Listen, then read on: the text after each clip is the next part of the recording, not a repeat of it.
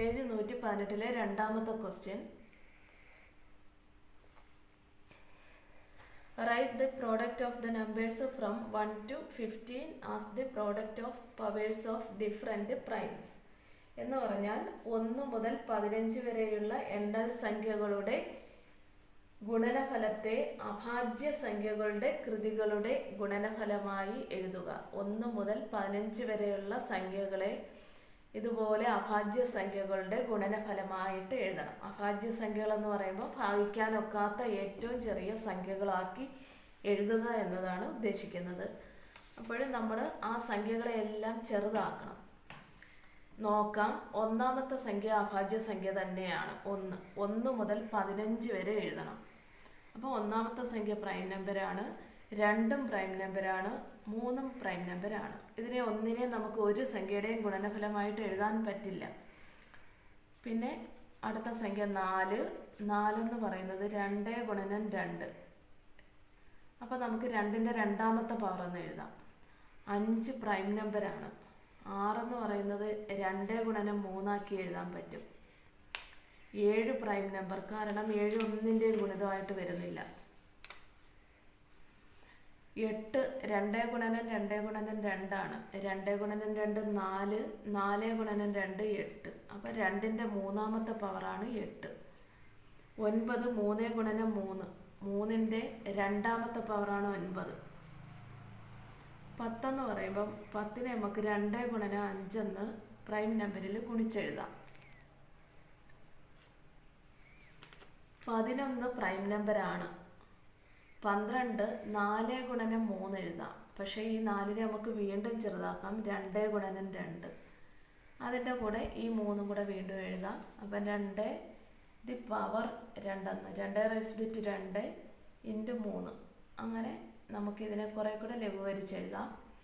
13 prime നമ്പറാണ്, അതിനെ ഒന്നും ചെയ്യാൻ ഒക്കില്ല. 14 എന്ന് പറഞ്ഞാൽ 2 ഗുണനം 7 ആക്കി എഴുതി. 15നെ 3 ഗുണനം 5 എന്ന് എഴുതി. അങ്ങനെ ഏറ്റവും ചെറിയ അഭാജ്യ സംഖ്യകളുടെ ഗുണനഫലമായിട്ട് 1 മുതൽ 15 വരെയുള്ള സംഖ്യകളെയും എഴുതി. ഇനി അത് കഴിഞ്ഞ് ഇവയെ നമുക്ക് പ്രത്യേക രീതിയിൽ അറേഞ്ച് ചെയ്ത് ക്രമീകരിച്ച് ഇവയുടെ അവസാനത്തെ ഉത്തരം കണ്ടുപിടിക്കണം. അതിനായിട്ട്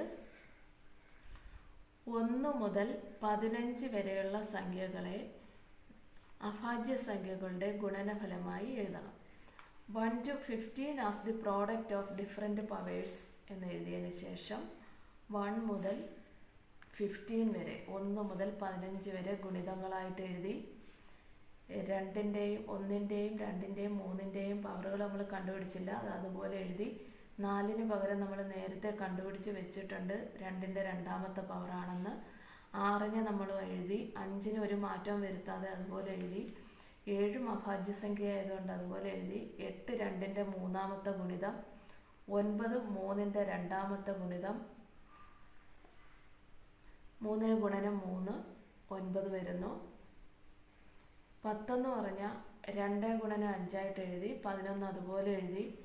12നെ നമ്മൾ നേരത്തെ കണ്ടുപിടിച്ചതുപോലെ 2ൻ്റെ രണ്ടാമത്തെ പവറും 3ഉം. 2ൻ്റെ രണ്ടാമത്തെ പവർ 4, 4 ഗുണനം 3 12. 13 പ്രൈം നമ്പറാണ്, ഒരു മാറ്റവും ഇല്ല, അതുകൊണ്ട് അതുപോലെ എഴുതി. 14 2 ഗുണനം 7 എഴുതി. 15 3 ഗുണനം 5. അങ്ങനെ ഈ 1 മുതൽ 15 വരെയുള്ള സംഖ്യകളെ ഈ രീതിയിൽ ചെറിയ സംഖ്യകളുടെ പവറുകളായിട്ട് എഴുതി. ഇനി ചെയ്യാനുള്ളത് 2ൻ്റെ പവറുകളെല്ലാം നമ്മൾ ഒന്നിച്ച് ക്രമീകരിച്ച് എഴുതി. ഓരോന്നും എത്ര പ്രാവശ്യം വന്നിട്ടുണ്ട് എന്നുള്ളതും ഇവിടെ എഴുതി. 2ൻ്റെ 1, ഇവിടെ 2, 1 3 2 1 1, അങ്ങനെ ഈ രീതിയിൽ എല്ലാം എഴുതി. ശേഷം 3ൻ്റെത് എഴുതി. 3ൻ്റെ ഓരോ പവറുകളും ഈ കൊടുത്തിരിക്കുന്നത് വെച്ച് ഇവിടെ ക്രമീകരിച്ച് എഴുതി. 3ൻ്റെ രണ്ടാമത്തെ പവർ വരുന്നത് 2 എന്ന് എഴുതണം. ഒരു പ്രാവശ്യം ഉള്ളെങ്കിൽ അതെല്ലാം ഞാൻ 1 എന്ന് എഴുതി ക്രമീകരിച്ചു. 5 ഓരോ പ്രാവശ്യം വന്നത് എഴുതി. 7 2 പ്രാവശ്യം വന്നു. 11ഉം 13ഉം എങ്ങും വന്നില്ല. 1 ഭാജ്യമോ അഭാജ്യമോ അല്ലാത്തത് കൊണ്ട് അത് ഇവിടെ രേഖപ്പെടുത്തിയതുമില്ല. എന്നിട്ട് നമ്മളിതെല്ലാം ഈ പവറുകളെല്ലാം കൂടെ കൂട്ടി. 2ൻ്റെ 11 പവറും 3ൻ്റെ 6 പവറും 5ൻ്റെ 3 പവറും 7ൻ്റെ 2 പവറും കിട്ടി. ഇവിടെ 11 വരുന്നത് 2 1 3 1 4 3 7 1 8 2 10 1 11. അങ്ങനെ 2 11 പ്രാവശ്യം. 3 1 2 4 5 6 6 പ്രാവശ്യം.